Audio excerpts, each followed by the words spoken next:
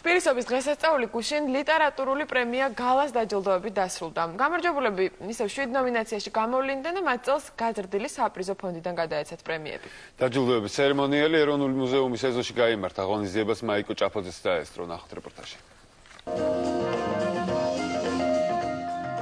თბილისობის დღესასწაული ლიტერატურული კონკურსით დასრულდა გუშინ. ეროვნული მუზეუმის ეზოში ღია ცის ქვეშ გამართულ დაჯილდოების ცერემონიალზე პრემია გალას გამარჯვებულები დაასახელეს. ნომინაციაში 2012 წლის სამაგიდო წიგნი გამარჯვებული გახდა ბესიკ ხარანაული ლექსების კრებულით. წლის წიგნად კი ბაადურ ბალარჯიშვილის კიპარისემი დასახელდა. ბაადურ ბალარჯიშვილმა, რომელიც სამწუხაროდ ცოცხალი აღარ არის, გაიმარჯვა ნომინაციაში მისმა პოეტურმა კრებულმა წლის წიგნი. ბაადურ ბალარჯიშვილის პოეზიის წაკითხვა ძალიან სასარგებლო იქნება პოეზიის მოყვარულთათვის, იმიტომ რომ ისინი ნამდვილად უფრო უკეთეს შთაბეჭდილება შეექმნიან ქართულ პოეზიაზე და ისინი დარწმუნდებიან, რომ ქართული პოეზია არის გაცილებით მრავალფეროვანი, ვიდრე მათ გონია და ბაადურ ბალარჯიშვილს ეკუთვნის გენიალური სტრიქონი. მე ლამაზი უკვე ვიყავ, ახლა მშვენიერი ვარ. მე გავიმარჯვებ სამაგიდო წიგნის ნომინაციაში. ასე რომ ყველას მაგიდაზე მოგდეს შემიძლია. მადლობა საქართველოს ასეთი შესანიშნავი პრემია. წინა წლებისგან განსხვავებით წელს ნომინაციათა უმეტესობაში ახალგაზრდებმა გაიმარჯვეს. საინტერესო წლევანდელ წელს იყო ის, რომ იყვნენ ბევრი ახალგაზრდები და ეს ძალიან კარგია.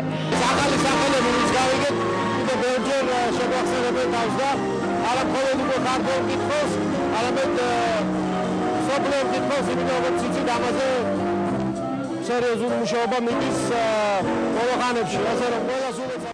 სვანურ ტრადიციებზე შექმნილი კინოსცენარისათვის სახელწოდებით დედე გამარჯვებული გახდა მარიამ ღაჭვანი. საუკეთესო ლიტერატურული პროექტისათვის კი დიოგენე დაჯილდოვდა.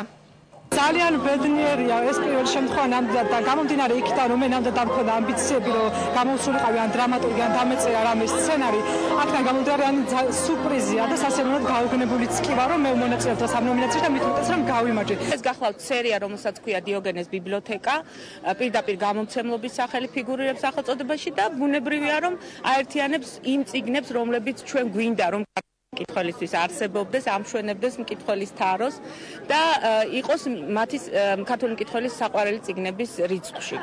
უკვე მე-6 წელია, რაც პრემია გალას ლიტერატურული აქცენტები ტრადიციულად ერთსა და იმავე კატეგორიებს ეხება. ყველა გამომცემლის მიერ წარმოდგენილი ნამუშევრები 7 ნომინაციის მიხედვით განიხილება.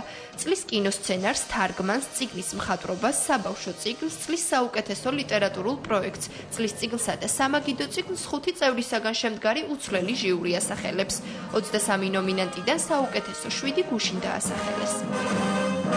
ეს წიგნები, რომელმაც დღეს გაიმარჯვეს, ჩათვალეთ, რომ ვინც ამას წაიკითხავს, ერთ უნივერსიტეტის დონის განათლებას მიიღებს. გალამ ადგილი დაიმკვიდრა.